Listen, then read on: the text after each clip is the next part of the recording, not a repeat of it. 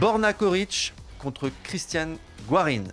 Rod, est-ce qu'il est pertinent de s'appuyer sur leur dernier duel à Rio en février, où Guarín s'était imposé 2-0?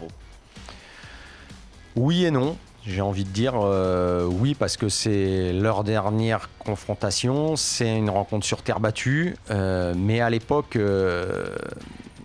il y en avait un qui était vraiment dans le trou, Borna Coric, qui avait vraiment du mal à revenir, et c'est plus du tout le cas aujourd'hui.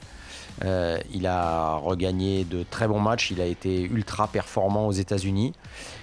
Et de l'autre côté, un Guarín qu'on n'a pas vu depuis la reprise, qui est en grande difficulté. Alors il va retrouver sa surface de prédilection. C'est un match qui va être là encore très ouvert.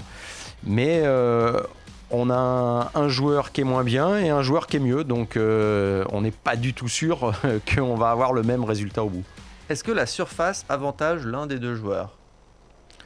Je dirais que la surface, une nouvelle fois, qui est rapide, va avantager, à mon sens, Borna Coric. Ça va être un vrai match de terre. Voilà, on sait que Guarín, c'est vraiment le spécialiste. Sur terre, il faut utiliser et travailler les trajectoires, la géométrie, faire tourner la balle, changer les hauteurs. Ça, il sait très bien faire. Mais en face, Coric est tout à fait capable également de produire ce genre de tennis. Ça va être aussi un combat physique entre deux joueurs qui ont tendance à pas vouloir lâcher, et c'est plutôt une grosse qualité. Donc on pourrait avoir, si les deux jouent bien en même temps, avoir quand même une opposition très serrée.